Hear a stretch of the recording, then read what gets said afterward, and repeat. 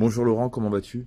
Très bien, et toi? Merci de m'accueillir dans ta boutique. Ben, c'est un plaisir. Quelles sont les actualités de ta boutique depuis 2023? Depuis 2023, ben, on a encore enlevé des ordinateurs pour rajouter des jeux à la vente. Et comme tu peux le voir derrière moi, des jeux que je prête pour mes clients. On a une cinquantaine de places assises dans la boutique. Et moi, ce que j'aime, c'est que les gens jouent et testent le jeu. Voilà. Dans une boutique de fringues, il y a des cabines d'essayage. Ben, nous, on laisse les gens tester les jeux. Quand on rentre dans le magasin, on a l'impression que c'est petit alors que c'est immense. Eh oui. Comme je te disais tout à l'heure, il y a une cliente anglaise qui rentre et qui fait «Oh, mais c'est le Tardis!» Voilà, parce que ça fait 200 mètres carrés. Et on a aménagé petit à petit la décoration, tout. Là, tu peux voir, il y a une Gremlins à côté de toi. Donc petit à petit, au début, c'était un hangar quand on est arrivé ici. Et petit à petit, avec les années, on a aménagé. Et puis maintenant, on arrive à quelque chose qui me correspond bien. Ouais, ça va. Le café, les jeux, les goodies, etc. C'est immense, quoi, vraiment. Eh ben oui, après, on a la chance d'être à Carcassonne. Donc une boutique comme celle-là, dans une très grande ville, avec les loyers des très grandes villes, on ne pourrait pas. On pourrait tout simplement pas le faire. Carcassonne, ça va. C'est une toute petite ville.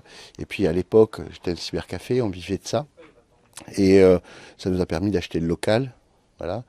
Donc ça fait quand même 23 ans qu'on est ouvert. Donc maintenant qu'on a fini de payer le local, on peut se permettre de l'aménager et de le décorer un peu à notre goût et à notre style.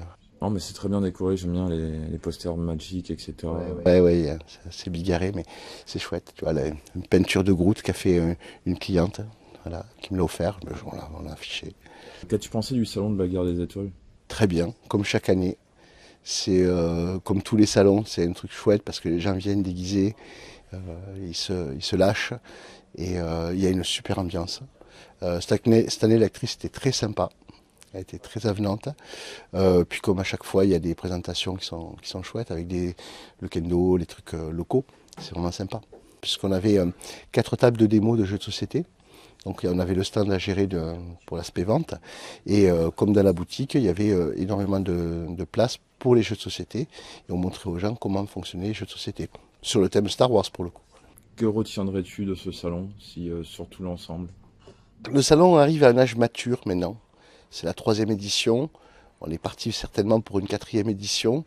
Les organisateurs, les jumeaux sont vraiment excellents. Ils sont bienveillants avec les exposants. Il y a de plus en plus de monde chaque année. Le festival commence à être un petit peu connu. Donc là, on arrive dans la maturité du festival. C'est bien, c'est une bonne chose, je pense. Mais j'en ai vu qui étaient en cosplay One Piece. Ouais. Et il y avait une Miss Loki qui est passée aussi. Ouais. Après, est-ce que les organisateurs voudront rester sur le Star Wars pur ou se développer sur la science-fiction en général? Je sais pas, c'est eux qui verront. Après, voilà. Mais rester que sur Star Wars, c'est pas mal aussi. Ouais, parce que j'entendais beaucoup, tu sais, les gens qui discutaient, ils disaient, ah, c'est génial un salon que sur Star Wars. Que sur Star Wars, voilà. Donc là, c'est un thème ultra spécialisé. Après, c'est dommage qu'on aime la science-fiction. On peut pas parler d'autres trucs comme Star Trek, Babylon 5 ou autres, qui sont vraiment très sympas aussi. Voilà, ou Firefly, qui est une série qui est géniale. Voilà. Donc, quand on est fan de SF, se réduire à Star Wars, c'est un peu frustrant, mais en même temps, c'est sympa aussi parce qu'au moins, il y a une cohésion dans le thème. Voilà. Quoi ton personnage préféré dans Star Wars? Oh, c'est Obi-Wan. C'est le lien, Obi-Wan.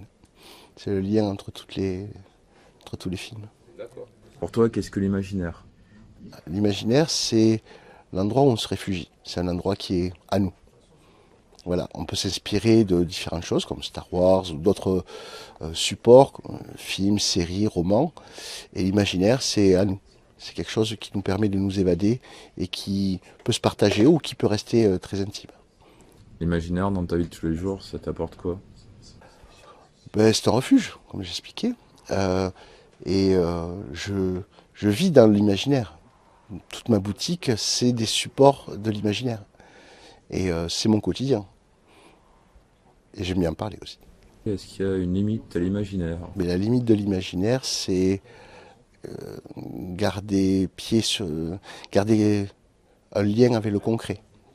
L'imaginaire, c'est bien, c'est indispensable, mais le concret, c'est la vie de tous les jours et il faut savoir se raccrocher au concret. Si on reste dans notre imaginaire, ben on se perd. Quels sont tes prochains événements? Ce week-end, on a fait une sortie pour Alter, qui est un super jeu de société. La semaine prochaine, on fait l'avant-première Magic, Morne-Brune. La semaine d'après, il y aura une nocturne avec jeu de société et présentation des nouveautés. Ensuite, octobre, on va préparer l'Halloween. Parce que l'Halloween, on fait une soirée exprès pour l'Halloween déguisée. Il y a entre 50 et 100 personnes pendant la soirée, c'est vraiment très sympa, c'est costumé, c'est festif. Et après l'Halloween, on va rentrer dans la période des fêtes, novembre-décembre, qui pour la boutique sont très importantes et on va enchaîner les animations sur les jeux de société, les jeux de cartes et tout ça. C'est quoi les horaires de la boutique? Alors on est ouvert du lundi au vendredi de 10h à 19h et le samedi de 13h à 21h, en dehors des événements spéciaux, et il y en a quasiment tout le temps. Voilà, et là on peut être ouvert le samedi soir toute la nuit, le dimanche, ça dépend des animations. Est-ce que tu souhaites rajouter autre chose à cette deuxième interview? Merci à toi de m'interviewer, c'est toujours sympa de répondre à tes questions.